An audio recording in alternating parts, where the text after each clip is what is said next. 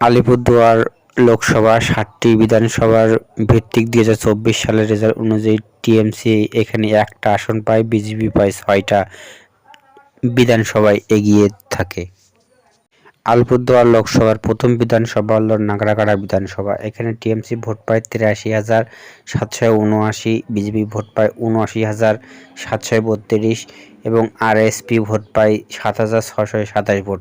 অর্থাৎ খালি একটা বিধানসভায় এগিয়ে থাকে টিএমসি, সেটা হলো নাগরাকাটা বিধানসভা। তারপরের বিধানসভা হলো মাদারিহাট বিধানসভা। এই বিধানসভায় টিএমসি ভোট পায় ৬৮,৮৫৮, বিজেপি ভোট পায় ৭৯,৯২১ এবং আরএসপি ভোট পায় ৪,০৪৩। এখানে বিজেপি লিড পায় এবং অনেক ভোটে এগিয়ে থাকে।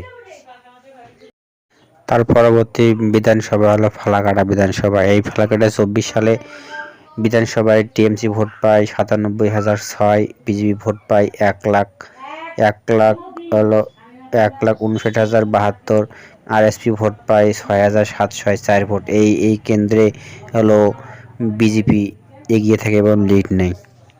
তার পরবর্তী বিধানসভা আলিপুরদুয়ার বিধানসভা। এই বিধানসভায় টিএমসি ভোট পায় ৮৬,২৫৭, বিজেপি ভোট পায় ১,১৪,৮২১, আরএসপি ভোট পায় ৭,২৬৬। এখানে বিজেপি এগিয়ে থাকে। তার পরবর্তী বিধানসভা হলো কালচিনি বিধানসভা। এই বিধানসভায় টিএমসি ভোট পায় হলো ৮১,৫২৬, বিজেপি ভোট পায় ৯৬,৩৯১ এবং আরএসপি ভোট পায় ২৯,৫৪ ভোট। এখানেও বিজেপি এগিয়ে আছে। তার পরবর্তী বিধানসভা কুমারগ্রাম বিধানসভা। এই বিধানসভায় টিএমসি ভোট পায় ১,০২,৭৫৩, বিজেপি ভোট পায় ১,১০,৩৫৪ এবং আরএসপি ভোট পায় ৬,৫১৪। এখানেও বিজেপি এগিয়ে থাকে। পরবর্তী বিধানসভা হলো তুফানগঞ্জ বিধানসভা। এই বিধানসভায় টিএমসি ভোট পায় ৯৭,৮০৭, বিজেপি ভোট পায় ১০,৪০৩০২ এবং আরএসপি ভোট পায় ৪,৩১৬। এই বিধানসভাটাও এগিয়ে থাকে বিজেপি। আলিপুরদুয়ার লোকসভা। এখানে বিজেপি মনোজ টিক্কা ভোট পায় ৬,৯৫,৩১৪। তার হলো ৪৮.৯২% ভোট পায়।